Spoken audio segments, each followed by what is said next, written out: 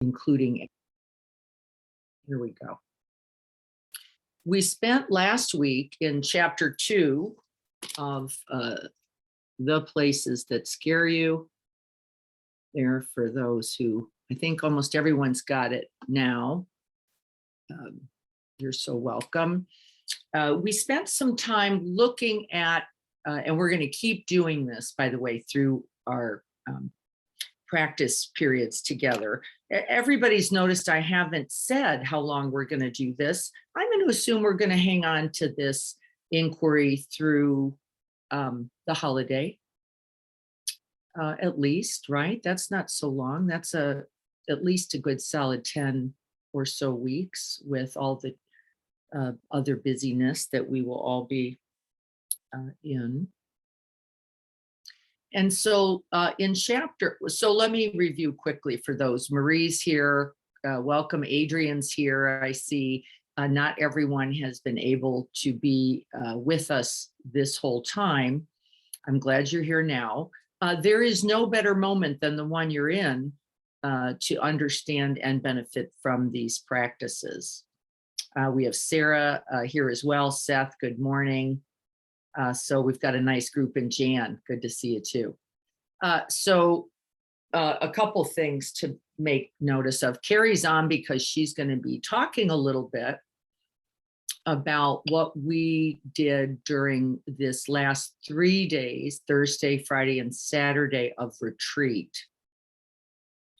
And we're going to practice that a little bit for little moments this morning. And for some, it was somewhat challenging. We'll talk about non-meditation meditation and what that means. But I want to review just a few key points before we go into that discussion and then into the practice.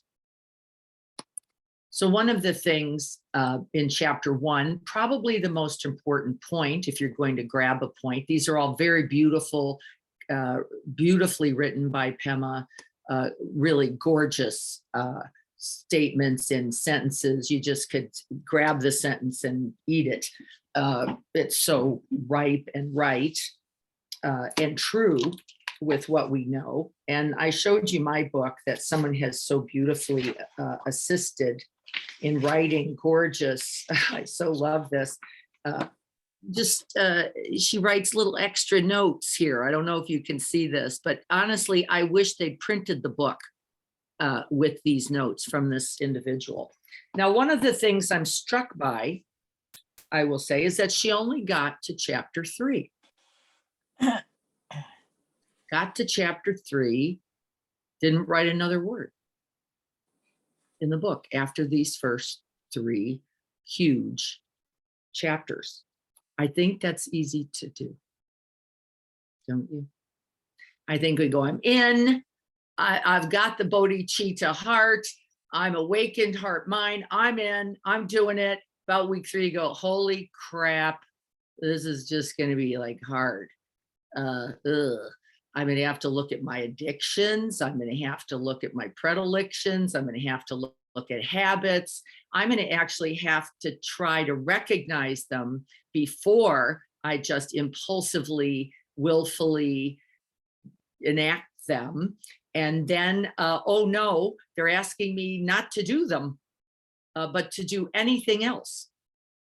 And that's practice this week. And I really mean this. Do anything different than what you normally, habitually, addictively, compulsively do.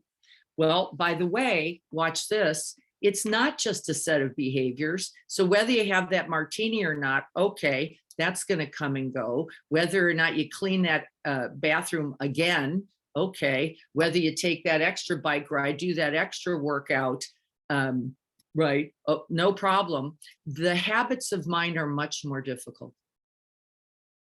And I really mean it. They're much more difficult. In this non-meditation meditation, we're going to see, in fact, how difficult we are and how attached we are, even to our practice. Even to our practice. Like, I don't want to do this other practice. I like the one that focuses on the breath. I know how to do that. It gives me some sense of solid ground. I like holding a thing. I don't want to rest in nothing. I don't like this idea at all. We noticed during our 3 days. Give me something. Pema calls them handles and babysitters. I like both nouns. Handles and babysitters. We like them both, don't we, for this life? Now, by the way, does that mean we don't get to have each other? Well, no, of course we do. That's essential. But we don't get to imagine that the other is going to give us the answer. And they're certainly not going to give you the answer to your life, are they? I don't care who they are. I don't care how smart they are. I don't care how enlightened they are. I don't care how wise they seem. They don't have it for you, but you do. And I'm counting on that. That's the practice I want us to get to. And that means we have to put everything else down to truly get to ourselves. And I really mean this. It's to ourselves. We're going to have to put everything else down. And that means the belief, thought that anything. You get what I'm saying? Like, can you feel the groundlessness of that? The belief, thought that nothing, wide open, just wonder, curiosity, and don't know. That's all we get to bring to this. We notice this in our meditation practice. Many of those who came, thank you all who came to sit. I'm sorry more couldn't. I know it was not well advertised. I know people have been traveling. I know there's work commitments. There were family commitments. And that's the reality also. So no apologies. But if you couldn't make this last one, Thursday, Friday, or Saturday, I really want you to put November 12th on the calendar. That's our next all day. It's our last all day of the year. I really want everybody to be there. If you can. If you're out of town, again, nothing to do. But if you can, and if you already live out of town, like Seth, Satya, and Courtney, nothing to do there either. However, if you can, I want you to be there. We need to be in community for this because this stuff gets pretty scary. It does. Chapter 1, what's most important? And then we'll practice. Chapter 1 says, everyone, regardless of whether you can see it or not, whether you can perceive it or not, and actually mostly the lack of perceptions are, guess where? I don't see it in myself. It's not even in the other first. I don't remember my own Bodhi heart, my own Bodhi nature. I forget. I forget because I'm caught. I'm caught and attached in, I want it like this. It's got to be like this. If only we could do this. I'll get busier. I'll get more organized. I'll get more fit. I'll get more something. And then it'll all work out. And we invest a lot of time in that. And I want us to look at that. So the Bodhi heart says everyone's got it, not just the others who you happen to have missed. The guy who cuts us off and the guy who screws us out of money that we are deserving of. Yes, it all happens. But actually the person that we most forget holds this radiant, always present, never diminished, really, Buddha nature is you. Can you imagine that? That when you can't see it in you, it would be impossible to see it in another, correct? Isn't it? So guess what we know when you're calling the other the enemy, the asshole, the jerk, guess what we know? You forgot who you really are. This isn't about the other. This is about your forgetting, your distance, your separation, and your disconnect. That's what chapter 1 says, the whole of chapter 1. There it is. Chapter 2 says the reason we forget and the reason we stay so sleepy and unwakeful is we have a set of habits that accidentally, though they give us some temporary comfort, very temporary, don't count on it, please. And don't count it during life or death, for sure. These temporary comforts become slightly addictive for a minute. We all know this too, don't we? They're good for a minute. It doesn't matter what it is. It works for like, an hour or 10 minutes, or you don't get through a whole day with the addictive benefits. It doesn't last that long. You're almost always already on the other side, feeling crappy, feeling drunk, feeling exhausted, feeling depleted is the other side. That's the hangover side. That's the come down side of all addictive device. I don't care what it is. And then what are we all doing? We all go into some kind of shame because we have lost our contact in that addictive device, whatever it is, in that habit mind, whatever it is, with our own Buddha nature. Isn't that terrifying? I mean, that scares me. I'm not joking. I feel like, uh-oh. Every time I do that thought, every time I do that, every time I do that, oh my God, if they could only get it together, I lose contact. It isn't with just life, it's bigger. I lose contact with my own Buddha nature. Who can afford this? Anybody? Does anybody got extra Buddha nature? Not enough, right? Not enough. We all need it. And we all need it in ourselves so that we can remember it, see it, know it in the other. And then when we know it, see it in the other, it reminds us about that in us. And so chapter 2 says, be careful. Be careful. Because you're going to, if you stay in that addictive device, however good it temporarily feels, whether it's a thought, whether it's a behavior, whether it's an addiction, whether it's an external object called my house, my car, my rug, my yard, my earrings, doesn't matter what you've done with it. The truth is it will not be sufficient. Cannot be sufficient. Doesn't mean you shouldn't have them. It just means enjoy them and recognize their temporariness. Recognize then their momentariness and be joyful. But don't mistake it, for this is going to get me out of the realities of this human life. Well, chapter 3, which we're going to go over then today, and that's going to catch everybody up now. Chapter 3 says we better look at what the basic nature is of life, of you, and of everything, so that you don't get so confused and dive back into that addictive pattern. And there's 3 marks of existence, they're called. We're going to review them today. My favorite versions of this are simple. Life is imperfect, life is impersonal, and life is impermanent. Write those down. Right? Isn't it true? Life is imperfect, life is impersonal. It's not doing it to you, honest, even though you're pretty sure it is. And it's impermanent. I don't care what it is, it's not going to stay that way. Right? Does everybody can see that? Is there anybody who could contest that truth? You couldn't, could you? And it says, as long as you know this, as long as you honor this, as long as you bow to this, then life is perfect. How do you like that? Isn't that great?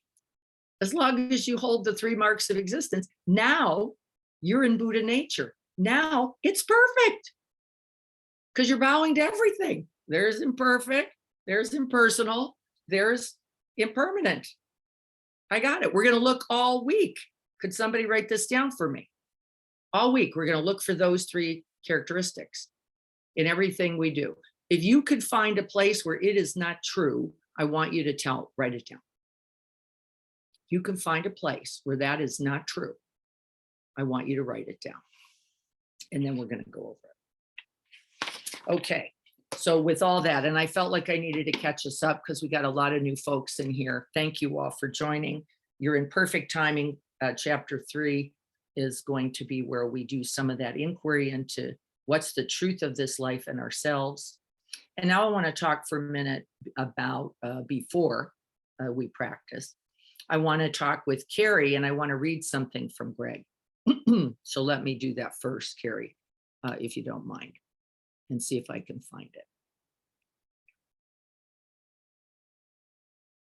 Pull it up here. This looks like maybe the Kindle. I don't want the Kindle. I want what's written in here. Let's see if I can do it. It was right here. I have to share this, so hang on, folks. I got to find my way to this. I don't think anybody can see this probably yet.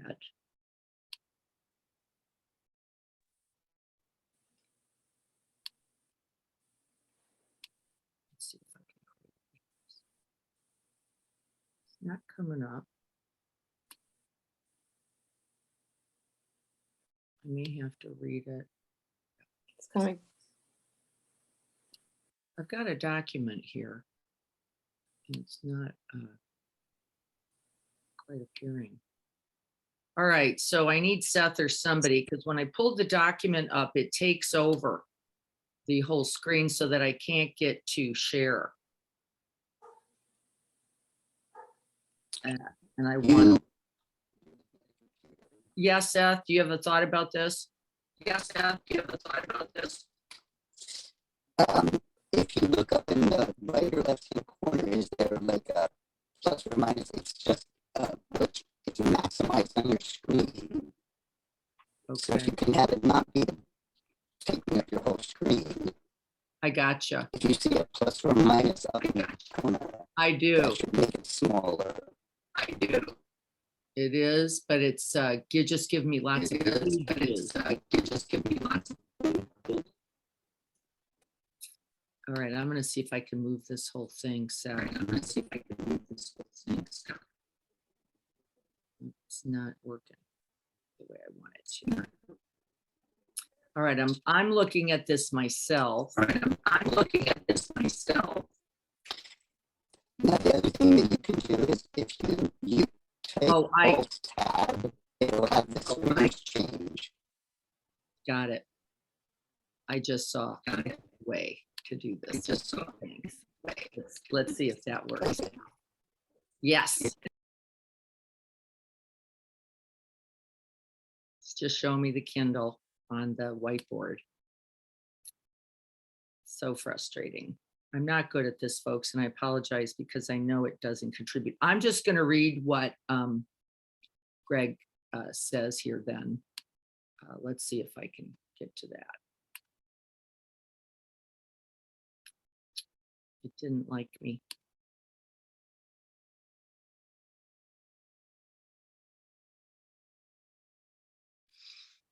So frustrating. I had it sitting right on my desktop for this, and now this is not happy. Here we go. Let's see.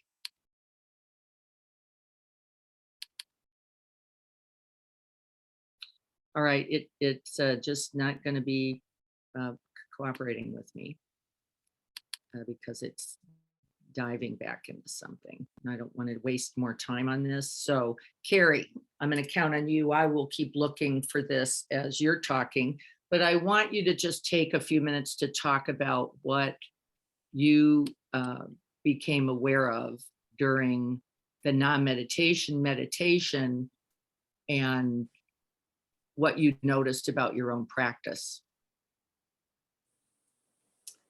You mean the one day that we sat for so long? Yeah. So the whole word non-meditation, meditation is kind of, at the beginning, it was like, oh my God, what is she talking about? I don't understand. And I don't know, in past times, you have said, you know, we're going to do a strong determination sit. And so we're kind of warned that, you know, we're going to sit for longer than 45 minutes or so. Well, guess what? She didn't warn us that day. It was Greg, Di, and I. And the whole idea, we kept going back to wide open spaces, and the impermanence of not focusing on the breath. And we sat for a total of 2.5 hours, which at the time we finished, I looked at my clock and I thought, oh, I could have sat for 2 more hours. The feeling of knowing that everything that comes in and out of your brain, out of your pea brain, and all of the, imperfect thoughts, the impersonal thoughts, they're all there, as are all of the bodhicitta, right? Everything is all there. So if you know that, and if you can keep stepping back, I talk about this at work all the time, about stepping out of the minutia, stepping out of the focus. If you're looking at the whole picture, it almost seems easier to deal with those things that are going through your mind, that are the negative thoughts, because they're there along with the positive thoughts. And so that's what I feel is, the idea of non-meditation meditation. And what really sticks to me is that this is a tool that I can use every single day and every single minute of my life. And being in this imperfect, impersonal world, that's a really comforting thought. Now, granted, sitting for 2.5 hours is not all that comfortable, but it's pretty amazing what it does. So I recommend, highly recommend. Yeah, we could have probably been there for 5 hours and that wasn't a joke. Yes, I agree. That doesn't mean that the moment is comfortable. That's an important statement. It does mean that I can be present, though. I can abide. I can recognize unpleasant. I can recognize pleasant. And it does not define me or my actions or my thoughts or my capacity for presence, which is why we can do it. Doesn't mean it's all, there were flies, there was heat, there was cold, right? It's all there. And there is that bodhicitta, that awakened heart mind that can hold us and others in everything. Here's what Greg had to say. Arriving at the Quest Haven retreat on Thursday, I arrived with a heavy heart. Something said in the heat of a discussion had left me bereft of the open heart, and with that, in need of the open spaciousness of a day of mindfulness in a retreat setting. The day began with a welcoming of kindred spirits on the path, my buddies for nearly 14 years of mindfulness and meditation practice. Quest Haven, also my place of so many lovely retreats and times of deep reflection, was opening to me once again. Our exploration into the open heart began with some discussions and questions on what it is to be open. We all had a chance to talk, feeling into the body, knowing the achy place in our own, that's the Bodhi heart's tender nature, and then allowing it to be as it is. Not trying to control the spontaneous co-arisings of life happening before us. As John O'Donohue says in his unfinished poem, we are able to allow our heart to take the lead. Breathing, letting be, opening to the moment, we begin to feel into ourselves and then into life unfolding. This is how the day went on Thursday. At the end of a long sit, 2.5 hours, Diana said, I decided to end a little early because that seemed to be what was needed. Laughing inside with her comment, I had to admit it was long, but rewarding. What do we learn from our practice? To be with what is, for one thing.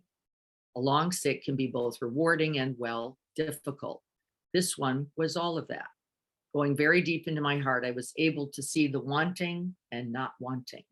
That's the nature of our habit mind that gave rise to the suffering when I arrived. This insight helped me to let go of that need to an outcome and to open my heart. Today, I am reaping the benefits of the practice. Thank you. So this is our work. Here's the unfinished poem by John O'Donohue. I would love to live like a river flows, carried by the surprise of its own unfolding. I would love to live like a river flows, carried by the surprise of its own unfolding. We're going to carry that with us, that quote, into our practice and into our work this week. So let's prepare to sit. Thank you all for that. I'm going to check chat just to make sure we're okay.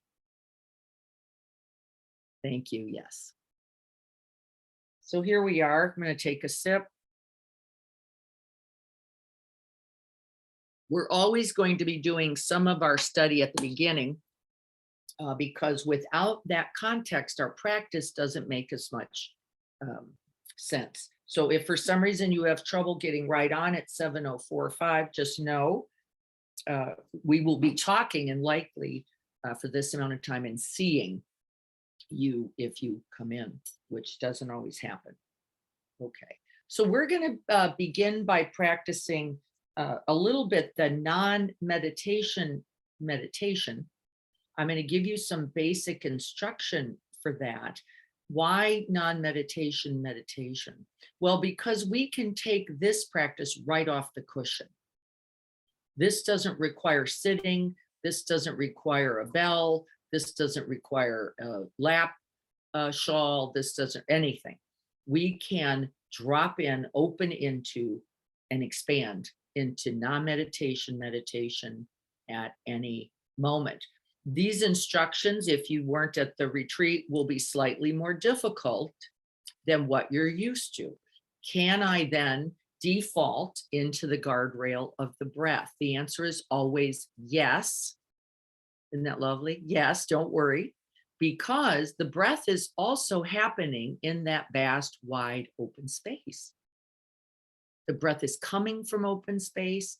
The breath is returning to open space. So the only thing, if you're going to use the guardrail of the breath that I'm going to ask, is that you don't lock it up in the body.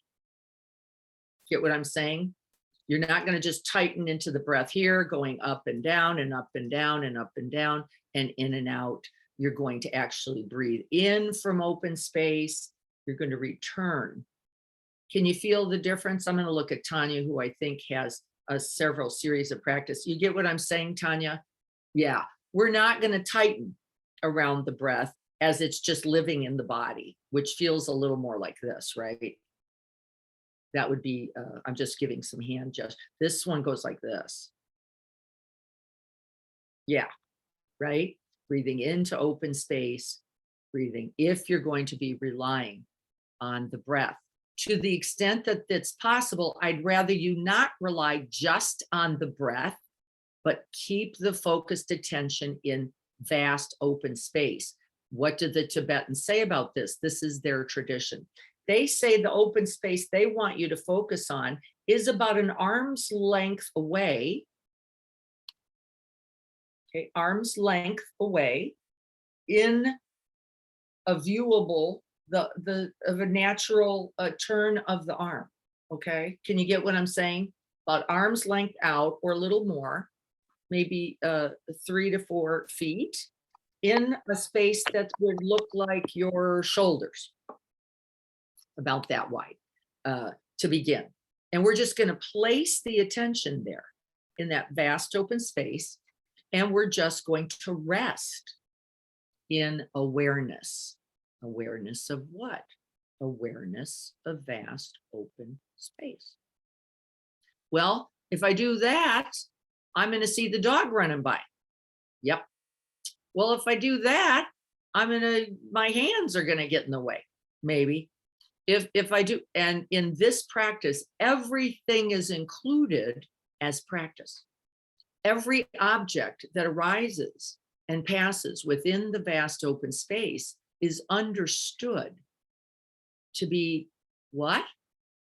Holding the 3 marks of existence that you're going to look for. What are they? Impersonal, even when it's your own hand.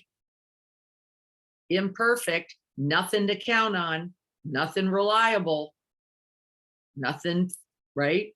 Because what? It's going to come and go. I don't care what it is. Internal, external, and both, says the teaching. Imperfect, impersonal, impermanent, the marks of existence. So we're going to rest now. I'm going to back myself up so I can get a little space. Get yourself particularly comfortable. You want to feel wholly supported. Watch for architecturing your posture, however. You want to be comfortable, alert, and then you're going to just lower the gaze, probably around that chest, shoulder area. You're going to put, remember, 3 to 4 feet out in front of you. There's just a lot of open space out there. And you're going to soften the gaze a little. There's nothing to look at.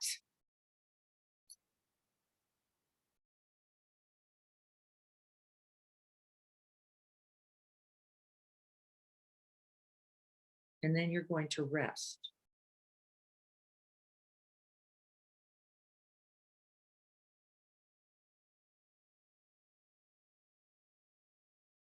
Now, I blink a lot when I start this practice. As the mind stabilizes and steadies, my eyes naturally close. I don't force closed or open. I let the eyes do what they will. If you have contacts like I do, keeping the eyes open might require blinking for a time. It's okay.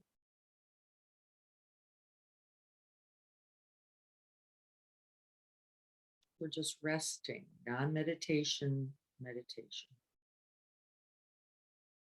Fully present, attention in this vast present moment, what it is boundless, just like this space.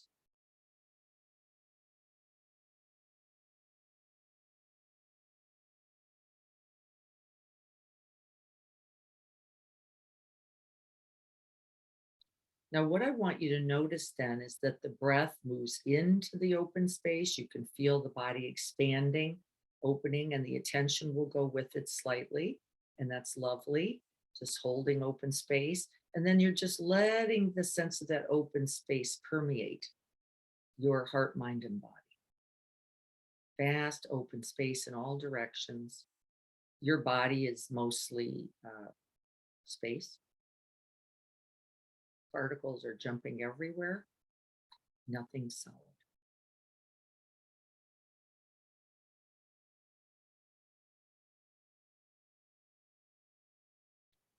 And I'm just beginning to notice my heart rate dropping a little. My breath is getting a little more stable.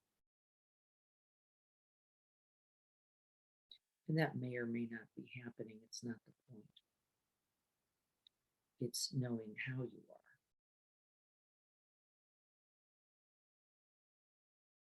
And that's the drawing back of the breath. We're bringing attention into the internal body, mind, heart, checking in, what's here, and then we're letting it go. It only lasts for a moment. The truth is only a moment long.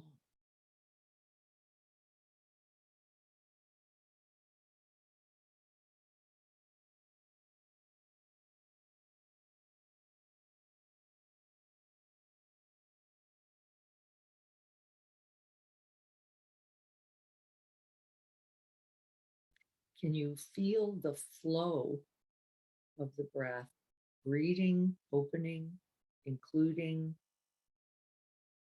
and then releasing?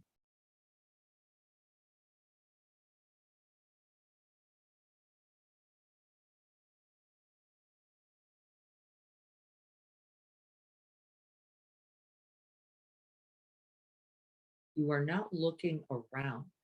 You're just resting the eye and one's whole attention in that open space.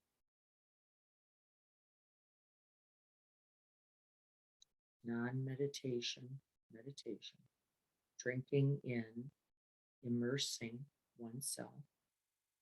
With each out breath, see if you can dissolve the sense of the separate, permanent, fixed self, body, each out breath, we're going to see if we can't get rid of this idea of barrier between space that's here, body that's here. It's actually not true. It's not accurate. There's actually space here and space here with the thin formed veil of reality right here. But if you get the sense of breathing in, I'm making this happen, breathing out, that's happening, and you're getting into the thising and the thating, you are missing the point of non-meditation. Everything is resting in the reality of vast open space. This body, these clothes, this computer, this hair, this bell, this voice.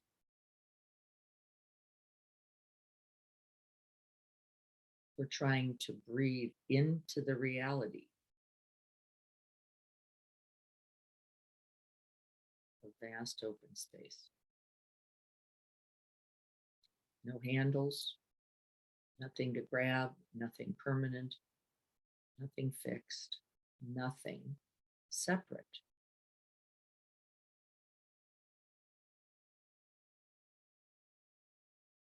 And my eyes are getting tired. I'm just using myself as an example. And so I'm going to lower the eye and probably let them close. And see if you can continue to, if your eyes are closing, to get that sense of vast open ocean of awareness with those little undulations of breath happening. No separation, no here or there, no now or later. There is only this.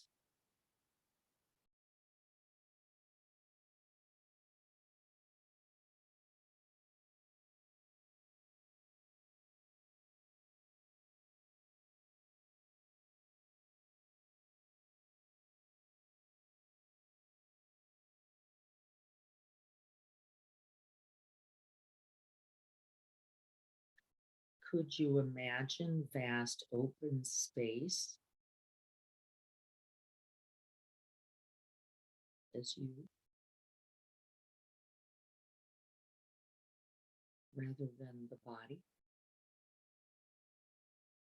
rather than the thinking mind,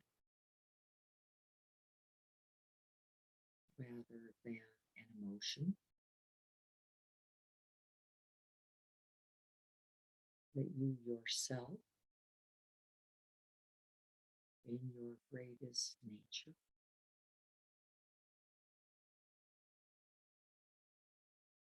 is this vast open ocean of awareness.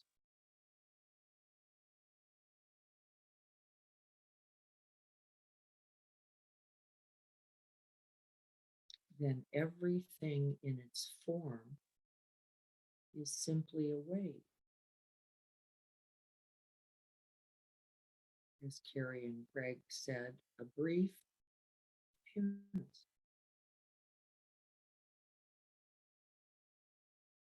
A flash, remember our quote, a flash, a dewdrop, a thunderbolt, a breath.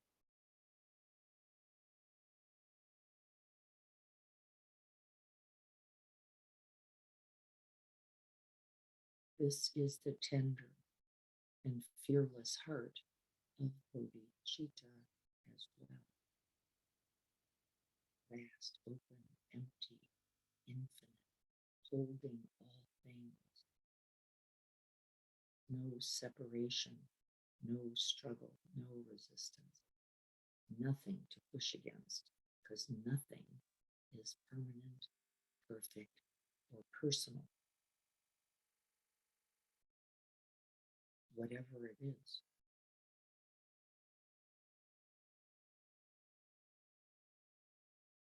Now let's open to sounds for a moment. They're a little bit easier to hold as non-tangibles, non-fixed, solid and non-self. We do a little better on sounds. Just see if you can let the reality of the wave of sound arise and pass in this vast ocean of awareness.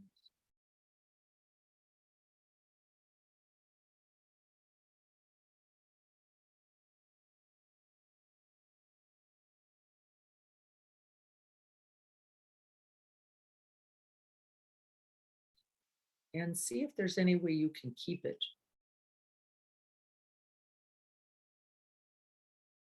Other than as a trace set of neurons,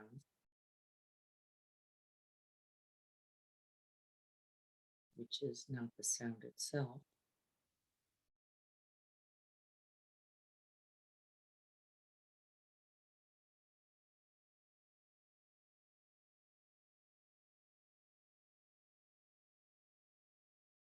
See if you can keep the breath.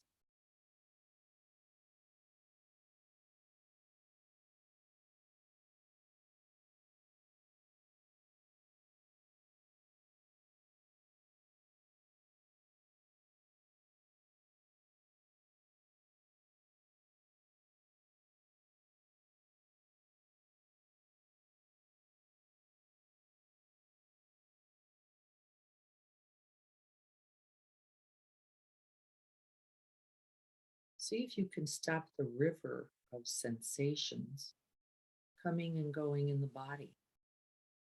How would we architecture up this body so that we could make it permanent, perfect, and personal? How would you keep it all just like this?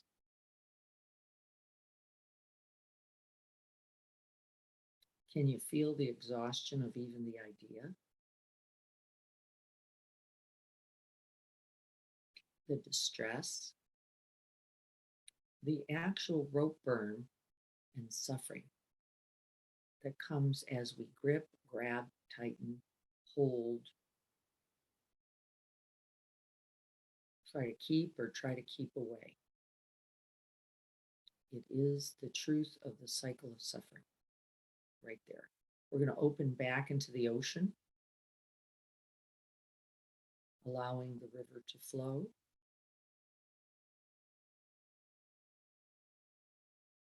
Eyes open or closed, doesn't matter. Resting the attention in the ocean of awareness.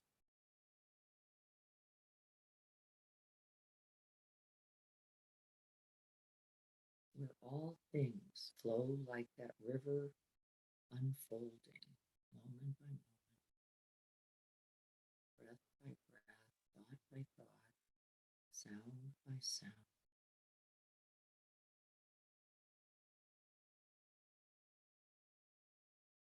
No struggle.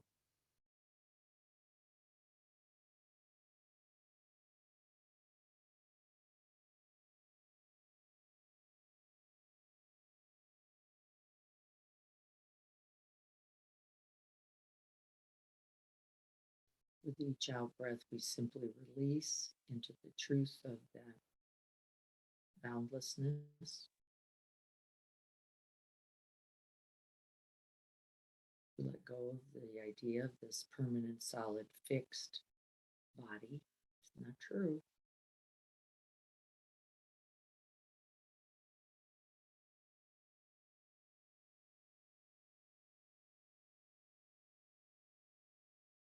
The body is as much the river. The mind is as much the river, flowing infinitely.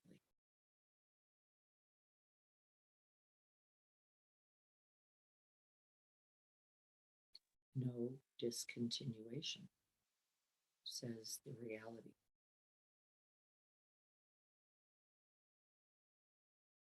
That which was before is infinite. That which is now is infinite. That which is to come is infinite.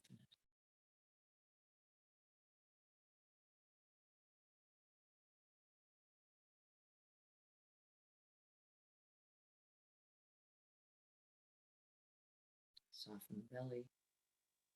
Nothing to grip.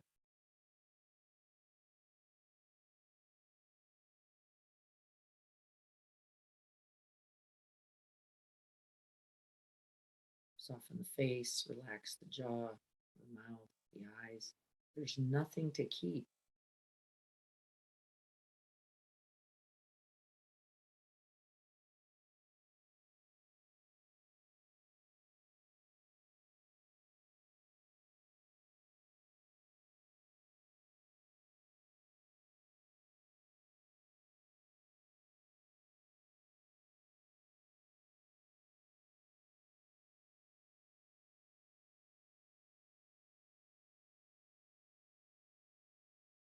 And then I'd like you to notice for a moment what you grab. Is it the sounds? Is it the felt sense in the body? Is it the idea? Oh, I like this idea of ocean of awareness. I don't like the idea of clinging, gripping, grabbing, grasping. It hurts. You're right. Or I don't want to let go. I want some solid ground. Give me something. I can't find this open ocean of awareness. I need a thing. Well, you're going to be making one, including that thought.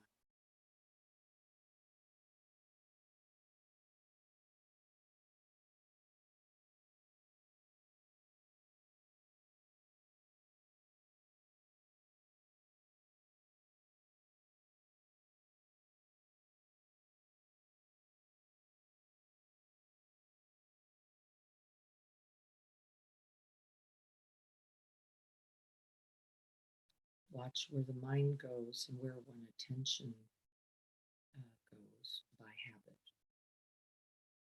We like to land on things like to-do lists, orientation to time. I gotta get it somewhere. See if you can simply come back into this non-meditation, this vast open space.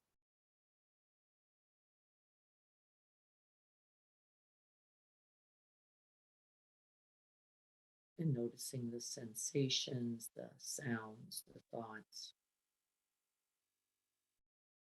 as they arise and pass.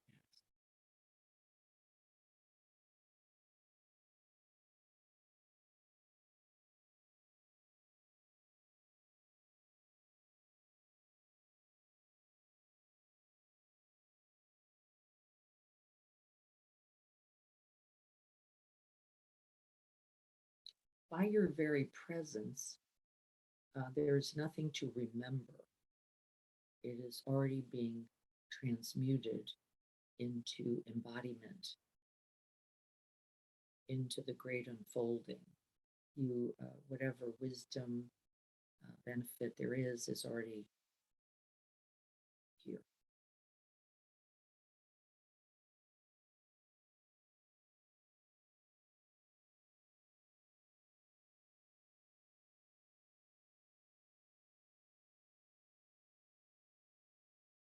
You might feel the truth of that tender, achy heart. It's also the fearless heart. They're the same. That is turning towards the truth of imperfection, of life being impersonal and impermanent.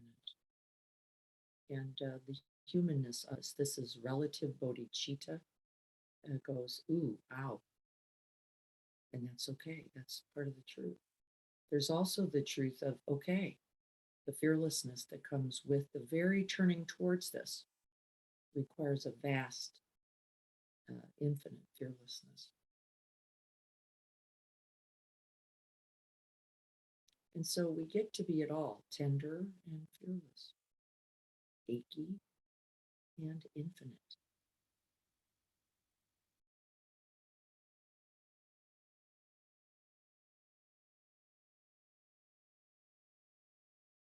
And now I'm going to have you open your eyes again, looking into that vast open space, relaxing and resting the eye. Remember, we're not looking, we're just seeing. It's different. In non-meditation meditation, we don't ring the bell. It does not stop and start. It is always present, always available, always here.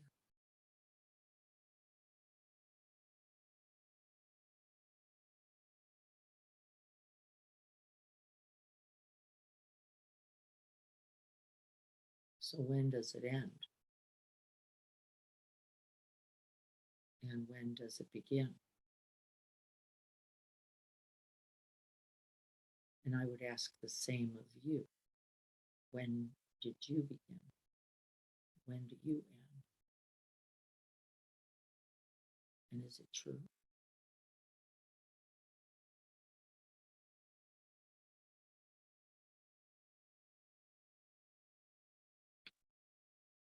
Just feeling into the body, including the body itself.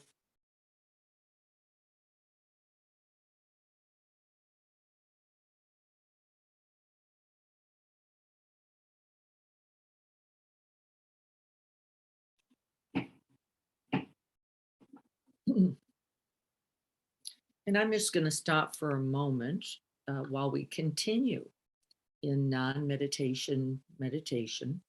Remember, vast open space in which the river of all things appears and disappears, never ending.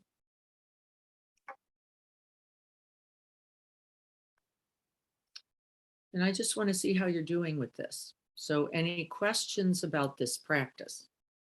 Let's start there.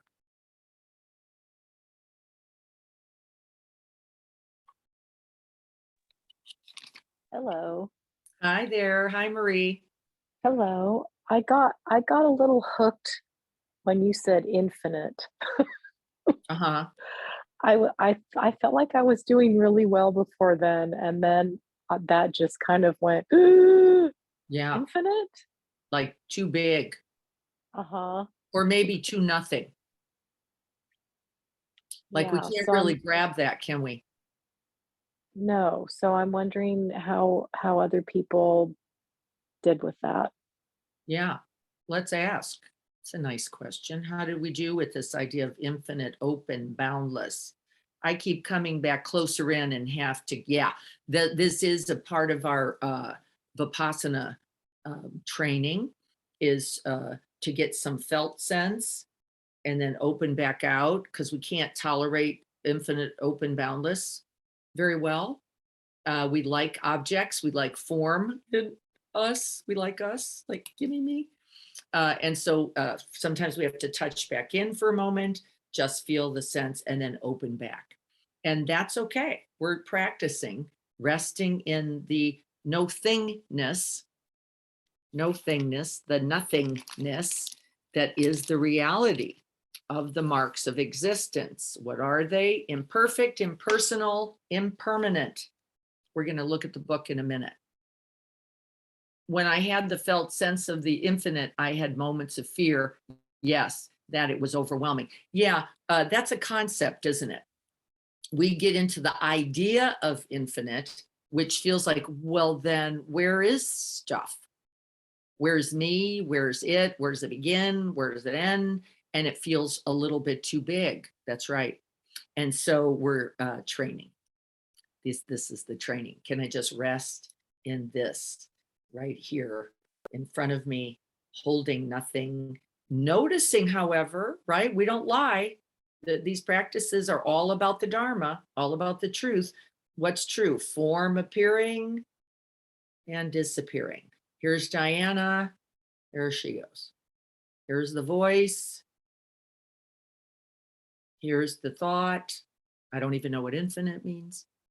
That thought comes and goes. Yeah. We all like handles. Remember, it's okay. This is a part of our habit nature. This is a part of our addictive nature. We all want a thing in which to rest what? We all want a thing, form, in which to rest what?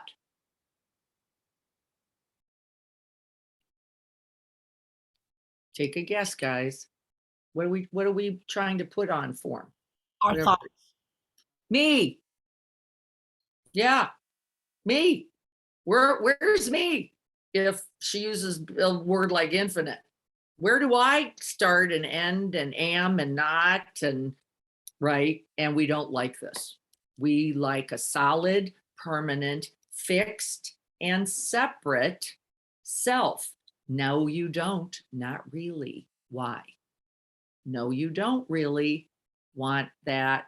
I promise. This whole year has been unexpected, whatever, and learning and trusting whatever the outcome is and never having control. That's the truth. Impermanent, imperfect, impersonal, no handles. That's it. I don't care how much you, whatever. I don't care what you ate. I don't care how many prostrations you did. I don't care. What is the bigger truth? And it doesn't mean we don't do those good things. I'm not saying that at all. I'm saying be watchful of what you think you can keep. Because the self is ever arising and passing like that vast open space. It is no different in its qualities. I could more go to the infinite like shaky, yeah, with my eyes closed, but could not go there with my eyes open. That's exactly right, Felicia. We struggle with the concepts of form through the eye door. So I look separate, right? And over here, and you look separate and over there. And with the eyes open, we're going, no, there you are. Well, here's me. There's the picture. We get locked into a false sense of form with the eye door. Eye door is very tricky. It's not accurate. You heard me say particles moving, coming and going the whole time in the body. It's not actually true. There's nothing solid about this body, not right now. But by appearance, given the eye door, given the capacity of the mind to hold it fixed, we see it as separate. It would be like one water drop saying to the other water drop, what are you doing here in the ocean? Who are you? What are you doing? Because you're over there and separate. And in fact, there's no such thing. This is the reality that we're going to be opening more into. Why? Because as we separate, as we fix identities and selves, as we grip, as we go, mine, yours, me, you, us, them, here, there, we suffer. That is the direct cause of suffering. And we use every device possible then in which to secure that. And we have to be drunk, knocked out, exhausted, super busy to get away from that truth. And so we do that too. We use those devices as like, see, I'm solid. Nope, it's not true. And if you haven't run into that yet, you will. You will, as Tanya's saying, a whole year of going, whoops, wait a minute, I wasn't planning for this. And I don't care what it is. I don't care what it is. What you thought was supposed to go a certain way, right, is rarely the truth of this human life. Imperfect. Imperfect how? It's unreliable. We cannot guarantee. We cannot predict. Within certain conditions, right? You can go probable, might go like this, because of the looking at causes and conditions, but not using what I want as the mandate for what comes. No, well, because I wanted it, or I thought it should happen that way, or because if you do this, then you should get that. This is the angriest cancer patients I have. You know why they're angry? They did everything right. They did everything right. They ate right, they exercised right, they aromatherapied right, they did practices right, and they're going, this was not supposed to happen. How did this happen? I did it all right. And so would I. And so would I. Right? Like this doesn't make sense. Happened with my brother. Wait a minute. He's the guy who gets everything right. How's he going to die? That's right. And we resist this essential reality. Shivam says, do you think being fixated on bodily pain and discomfort is a habit? Yes, I do, actually. And addiction that disallows an experience of the infinite? Yes, I do. I think we prefer the pain, by the way, and I don't mean consciously, to the not knowing, not having, not holding. And that means the infinite, like no clear handles. And pain is a beautiful handle. Experience of the infinite keeps me tethered, yes, to the concept of me. I agree with you completely. I fractured my toe and pain is traveling up and around. Yes, the sensations are the sensations. They are an arising through that central nervous system. What we make about that is interesting. What we make about and around that is always interesting. And I would just invite the inquiry there. Like somehow, right, we all believe this, we're going to go to the book now. If I got it right, I wouldn't be uncomfortable.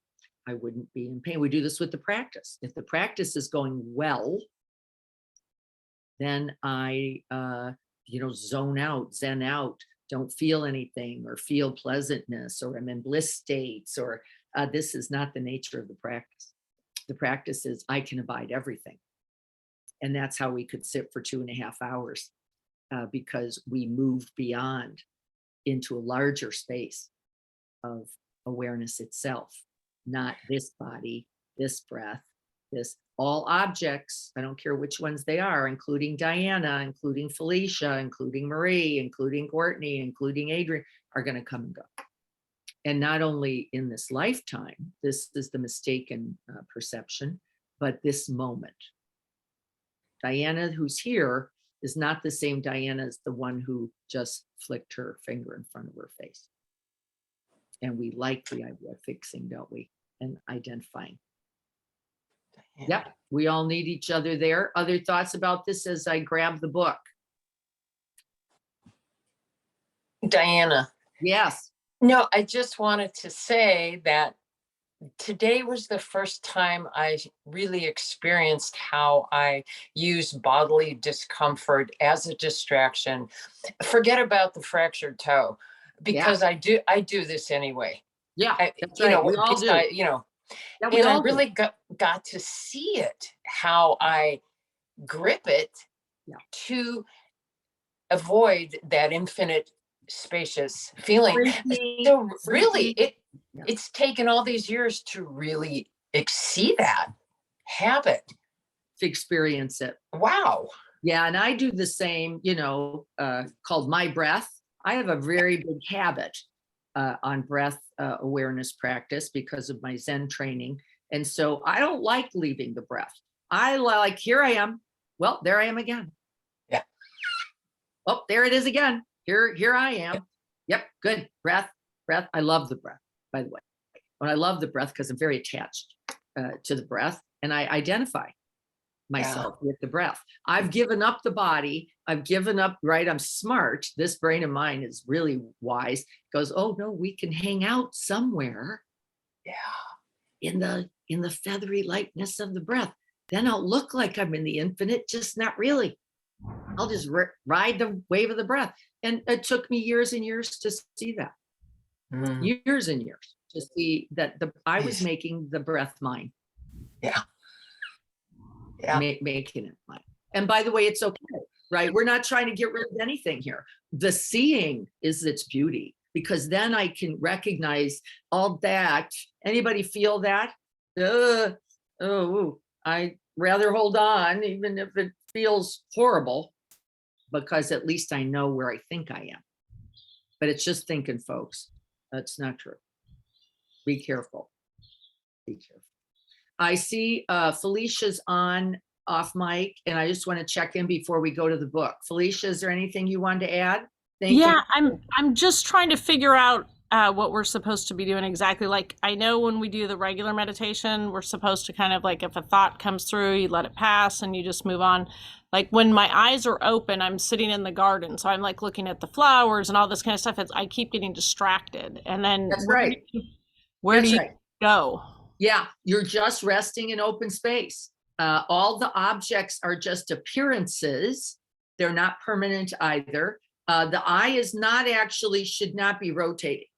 So we're not going to movements. We're not going to, we're just resting in the open space. You will see then, maybe it looks something like this, right?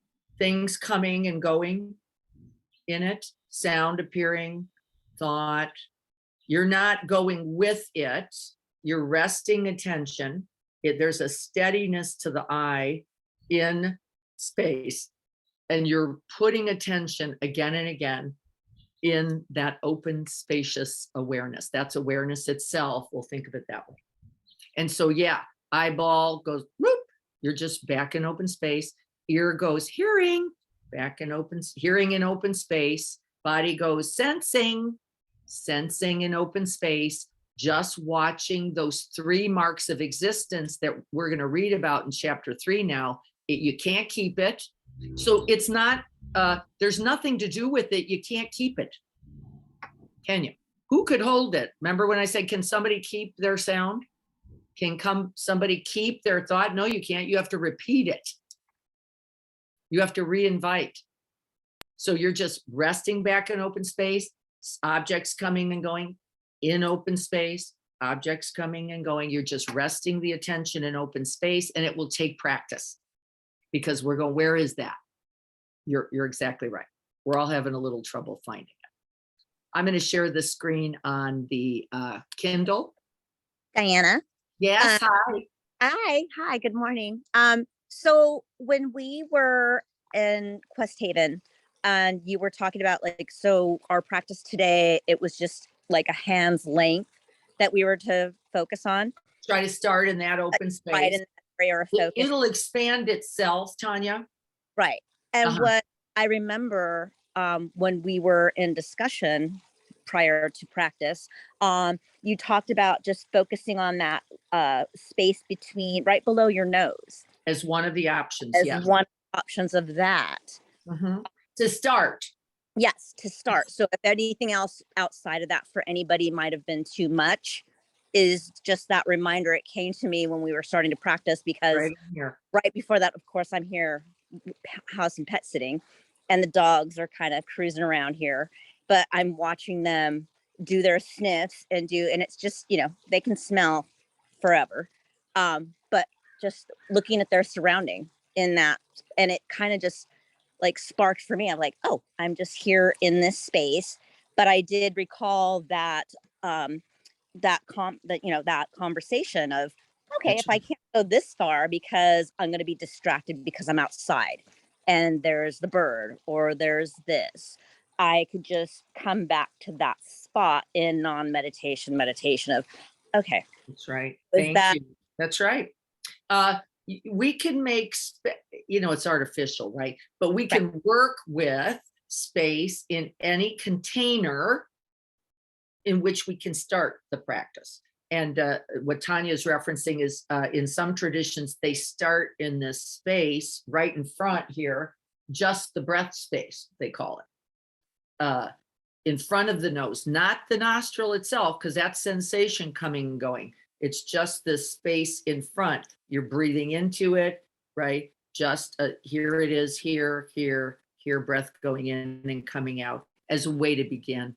And whatever the size of awareness, right? It's no such thing, but make it workable, right? And they say Pema begins like that, in that space there, but you can make it as big or small. The truth is it's going to blow up for you as we're practicing this. It's going to become everything with all arisings and passings. You're not going to have to worry, but start in whatever way you can. And there is no distraction in non-meditation meditation.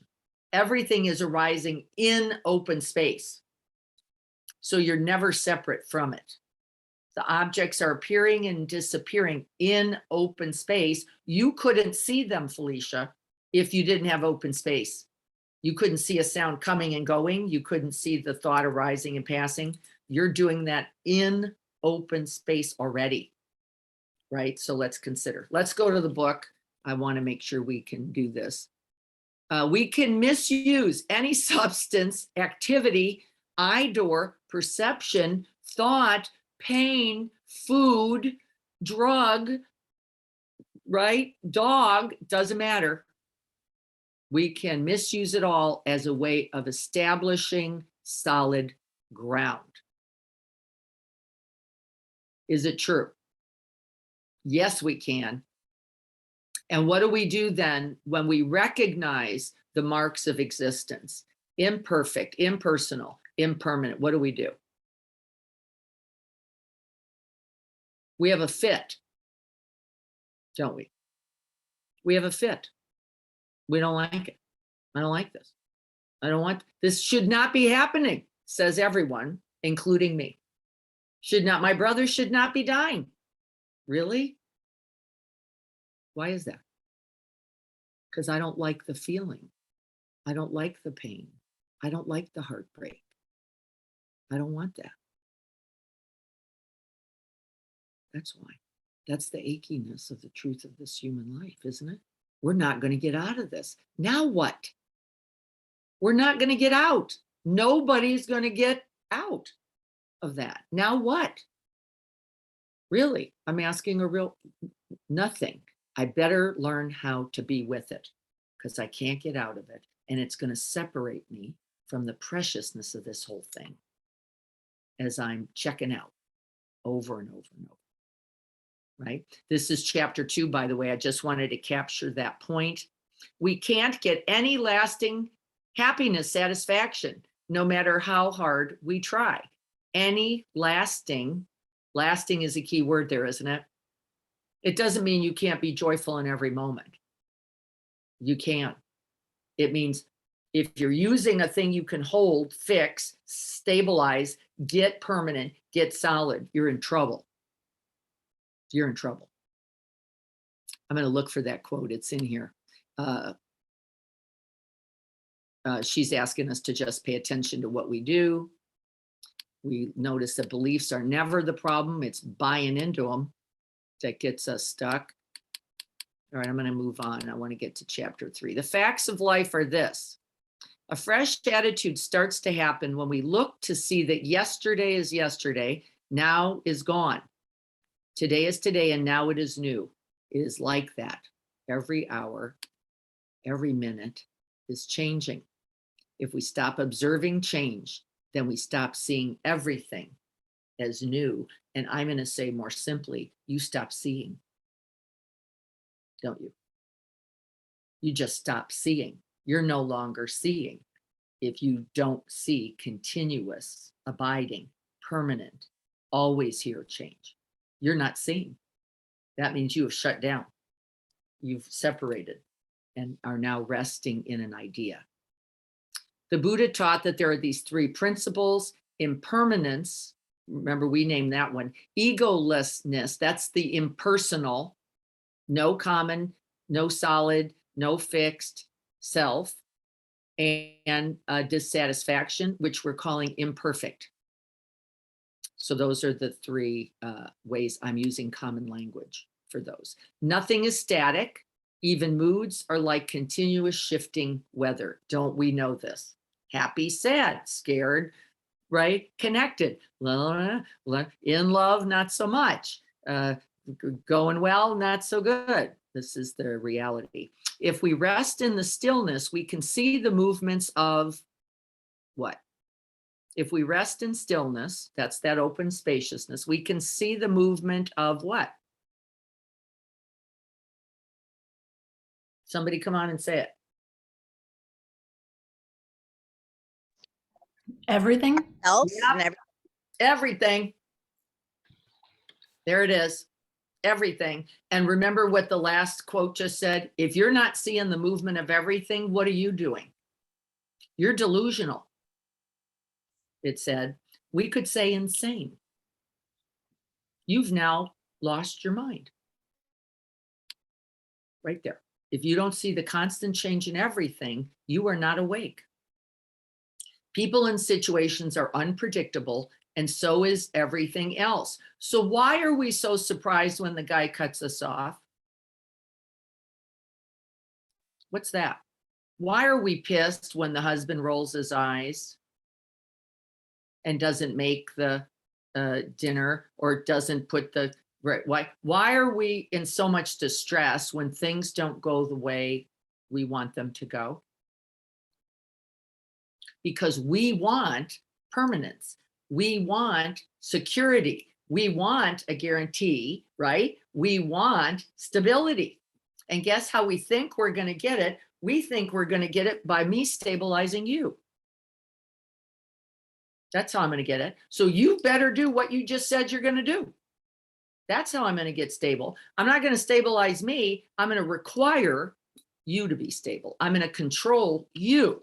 I'm going to decide that you messed up because you didn't do it the way you said, the way I thought you should, the way, right? And then we go, no, I'm not tolerating this level of instability. Get it together. Don't we? Get it together out there, you, so that I can be okay. Because I don't like this, don't know, and then you never know, and then you still don't know. I don't like that, but that's the truth. And the pain isn't in the movement, is not in the movement. Where is it?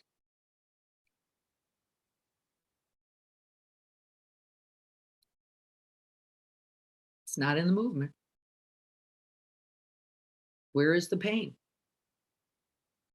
In the trying to hold it steady. We call that the rope burn. Trying to hold, if I could just anchor to something, then I could fix it. I could make it permanent. I could make it predictable. And no, you can't. Everything is in process. It says here, nothing is static. Yet at the level of personal experience, we resist this basic truth. Everything is in constant motion, nothing predictable, permanent, perfect, static, nothing to hold on to. We hate this. If you can just relax with that, Trungpa said to Pema, you'll have no problem. She was moving and getting a new job, and she went to say, how do you work with this? I'm distressed. And he'd say, relax. Just know that that's happening all the time. We want permanence. We expect permanence and the predictable. You better do what you said. It doesn't mean that we don't want to be honorable, right? I mean, I think that's legitimate. We want people to say what's true, and then, but given the unpredictable, ever-flowing, unknowable reality of the present moment till you're in it, the best we're doing is guessing and then setting intention, right? I think I can do that. I hope I can. Right? We experience impermanence every day, and it frustrates us. If you're feeling frustrated or complaining, what do we know you're doing? You're trying to fix something, and fix means grab and stabilize. You're grabbing it. You're trying to go, no, it should be like this. You should be like this. I should be. If we actually believe in the beauty products, if we believe we can get out of the realities of sagging skin, hairs, eyes going to hell, teeth falling out, the truth is you are in delusion. And of course, these are billion-dollar industries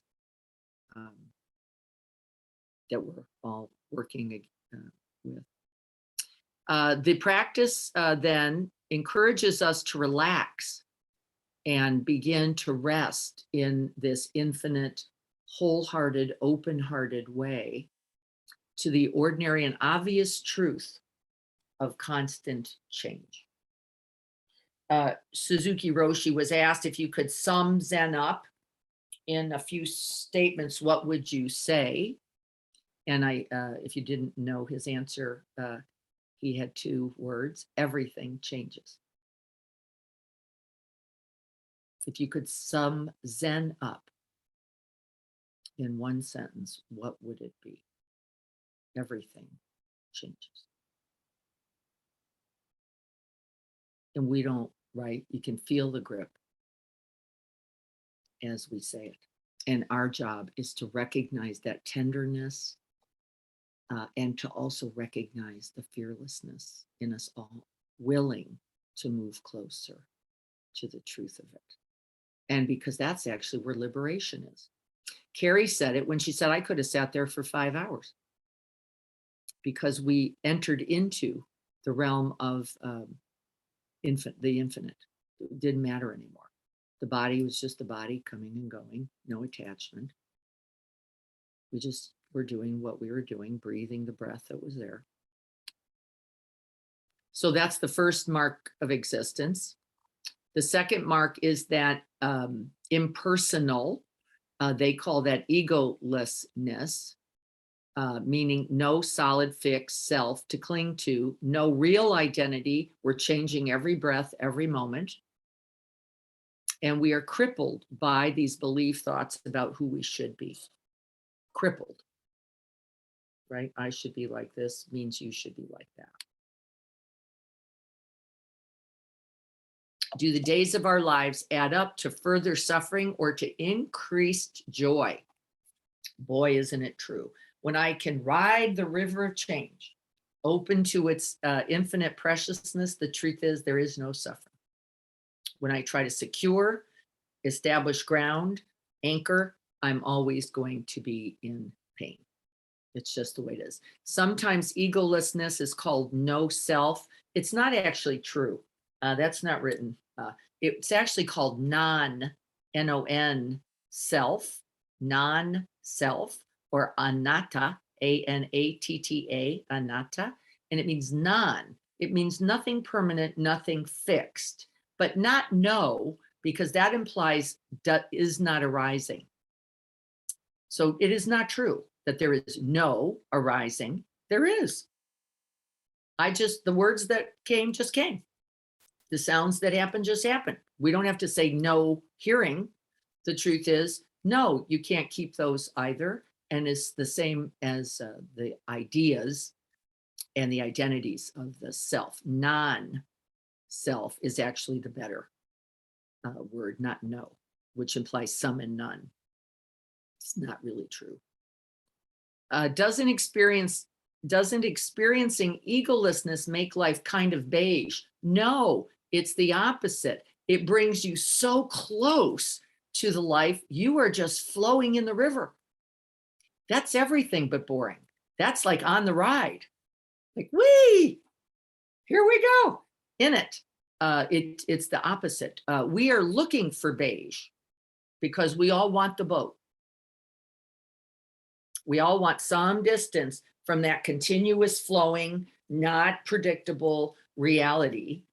We want beige, actually. We just want a controllable, not beige. We want to go, when I want to be in the roller coaster, wee, whoo, yeah, and then I want to go home. And I want to have my dinner, and I want my husband to be there just like he said he was, and I want him to put the potatoes in when he said he would, and then I want to put my shoes exactly where we always place them. But I love that ride. Wee, about 60 seconds worth of whoopee. Nope, you get a whole lifetime of that roller coaster ride. And we don't like that, do we? No. And we certainly don't like it when somebody else is doing it. We sort of tolerate ourselves because we think we're like, yeah, look at me, just out there in the wave. But we're not too tolerant of other people doing it. We can't buy into the identities we have constructed. We cannot buy into the idea that that's who we really are. It's always a crock. So if Diana thinks she's a teacher, uh-oh. What about all those non-teacher Diana moments? Now what?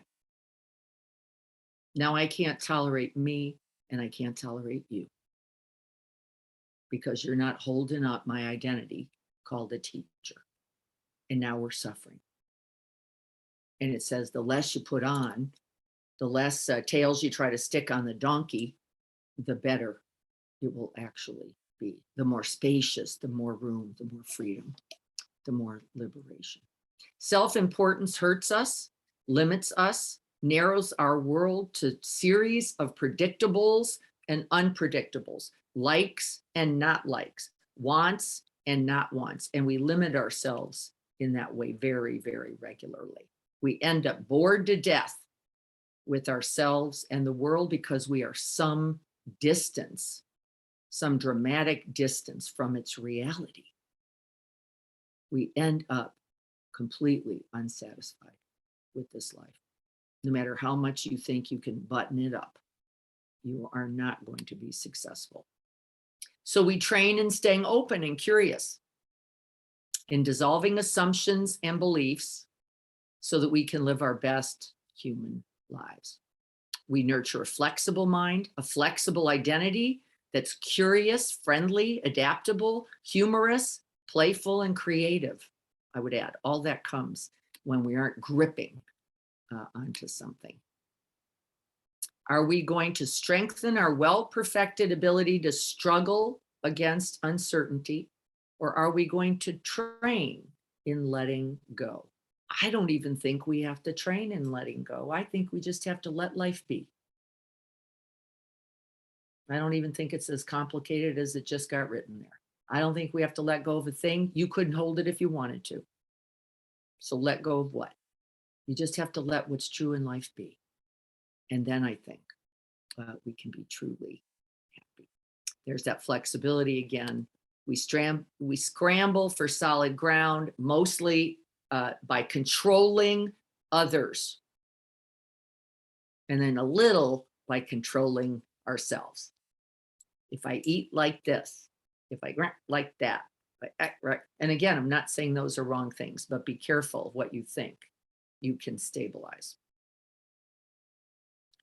Suzuki Roshi says it is only by practicing through a continual succession of agreeable and disagreeable. He means liking, not liking, wanting, and not wanting, that we acquire the true strength and flexibility and fearlessness and tenderness of bodhicitta. Of bodhicitta. Only there. That's all we got. And everything else is a dream. Okay, I think that's probably enough. She wrote here about some ways that we fix ourselves.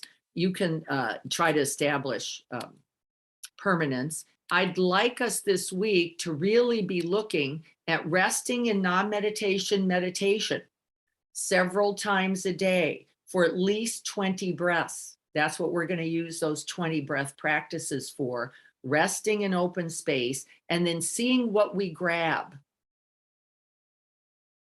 Let's see what we grab. Am I going to grab an eye object? Am I going to grab, oh, here I am, this body? Am I going to grab an idea? But I appear to be here, so I like that idea. Am I going to grab a belief? Am I going to grab an object called, let me go get some tea? Let me go get a nice coffee. Let me go get busy. What are you going to grab? If you think you're not grabbing, call me. Thank you, Shivam. If you think you're not grabbing stuff, call me, because you are way out of touch. I'm going to help you right out with that one. Yeah, you are goners. If you think, no, this is just me resting in open space. No, you're not. No, you're not. I'm not either. I'm not trying to say I'm not doing it, but you are. I'm saying we're all grabbing. We're all grabbing. I just want us to see where we're grabbing, because on the path to seeing is the path to true happiness and liberation. And then we'll laugh. I want you to bring what you grab with you next week. We're going to read chapter 4, and then you're going to start laughing a lot at all the things you thought should be going the way you thought it should be going. You'll spend nothing but you'll just be laughing all day. And then I thought it should go like this. And then I thought, my friend, today's my son's birthday. I think I should have time now to go put up his birthday banner. Nope, doesn't look like that. Looks like I'm not. Here's my friends leaving. They're here to say goodbye. And there goes my banner moment. right? Now, here's me believing if I don't hang that banner, my son won't know I love him. Is this true? Right? I don't know if my father remembered my birthday one day before I was about 60. And I probably, because I told him. And by the way, didn't have anything to do with love, did it? That's right. So don't mistake this, right? Don't mistake this life, because the love is you. The presence is you. The showing up is you. And that makes all the difference. Okay. Yeah. We're already a few minutes over. Thank you. We're going to hang on. We're always going to be a few over like this because we are starting a few minutes late to get you guys all in the same room. I'm going to look very quickly here. Yeah, Mr. Toad's Wild Ride. Yeah, versus Cozy Comfort. If you can find Cozy Comfort, point it out to me and we'll all go there together. I haven't been able to find that. And I just get annoyed when it doesn't go the way I want. All right, everyone. Thank you so much for being here. Yes, we are going to be watching for what we grab during non-meditation meditation, 20 breaths several times a day. If you're not sitting for at least 10 or 20 or whatever minutes, that's up to you, not me. I'm not setting that for you. That's for you to decide with your best, wisest, most loving heart. All right, everyone. I want to wish everyone well. May we all have happiness and be filled with curiosity, friendliness, loving kindness, compassion, and wisdom. May we take those 20 breaths in which to rest in open space and see their appearance. And may it be so this day for us all.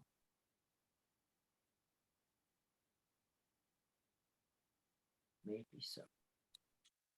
And if you're not noticing it, remember, call me, because it's there.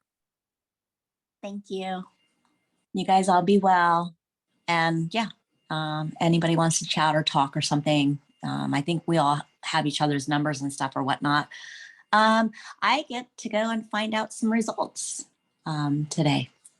Well, we're going to all be there, Tanya. No, and it's, you know what? It's all okay. Like everything talked about, it's my choices of how I want to take care of myself and let my body heal. Nobody better than you can decide that. And whatever the outcome is the outcome, and that's okay. That's right. And we don't know it anyway. No, I mean, I didn't write a script. I'm just walking in a play.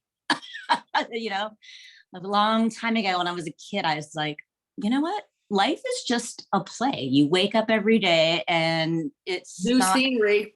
It's not scripted. You're doing it and you're going to wing it. So there you go. Well, we're all there, just so you know. I know. We're all there. We're all walking it, yep. doing it. And if we're not just lying to ourselves, like you just talked about, and again, the practice is always the most amazing for whatever the situation is. It's always like so appropriate. I'm like, oh, well, and there it is. You know, thank you. Unpredictable, can't know, don't know. And now you don't have to try. No, and I would say that's going to be the best news. Now you don't even have to try to get some ground in a place you can't know it. No matter what the diagnosis, here's the #1 diagnosis that I know. It's called being human. Yeah. Right? We all carry that, the diagnosis of being human. I get and in that, don't know. Yeah. Don't know. I do know one thing, though, that we will hold each other in it. Always. Oh my gosh, there's so much love. And I mean, I've just been feeling so much of that and it's wonderful. And yeah, I'm like, okay, I go to sleep sometimes or whatever when I sleep. But when the morning comes and my dog's licking my face, it's like, okay, I'm here today. And that's, whatever it is. What we've got. Yeah. And that's all I got. and whatever else comes along. So I can't plan. I could write up everything under the sun on my calendar and say, oh, like we talked about. Doesn't mean, excuse the term, shit, really, because it'll change. And Yeah, it does, doesn't it? It's really okay. We get better at it.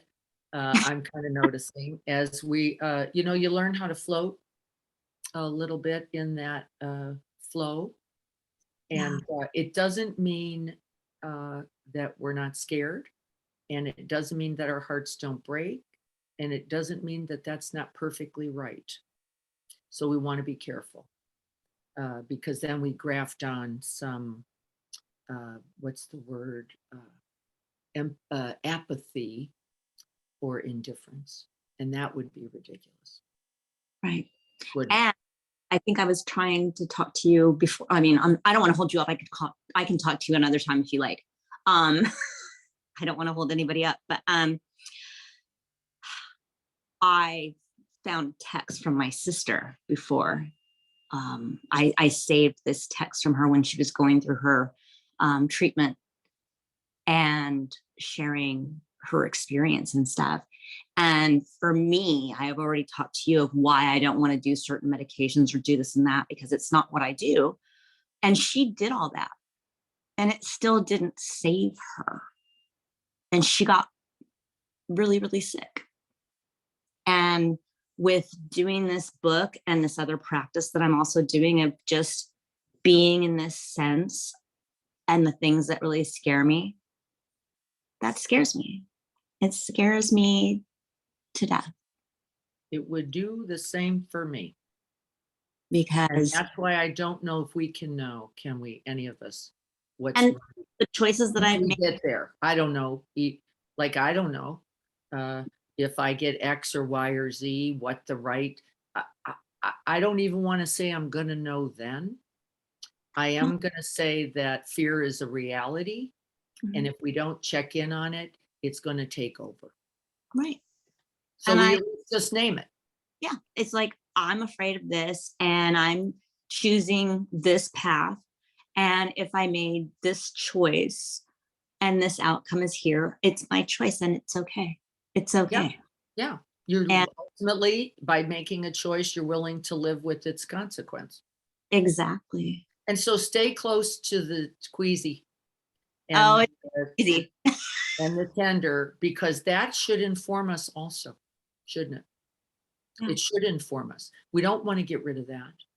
No. It scares me when I hear people go, I've made a decision and I feel good about it. I'm like, uh-oh. That means you have one idea and that may not be skillful. So we're not going to have an idea. You just know what you know right now. Yeah. And guess what? I'm going to count on some of that changing, just like that river flow. And that was so beautiful, like the most perfect, simple poem of just flow. Just flow. And if we're awake, then we know we're always in it. No decision for the next moment. I don't know either. No. And so we'll watch that, because I think with things like treatments and illness and, well, I'll say things like marriages and relationships, we get into ideas. Just everything. Don't we? All right, everyone, I have to go. I've got some friends here. Take care. Blessings to you all. Blessings. So lovely to see you. Tanya, let me know, will you? I will. I'm going to go see them both today and tomorrow. So I'll let you know what's up. Keep me posted. Felicia, good to have you. Kelly, good. Thank you so much. You're so welcome. Good luck. Thank you. Bye-bye. Bye, everyone. And Tanya, take care, Tanya. I'm wishing you well. I'll be thinking about you. Oh, thank you, sweetie. And thank you so much. I'll let you guys know what's up. It's all what it is. That's right. Here we are together. I'm here today. Yeah. Be well, everyone. Take care. Bye-bye.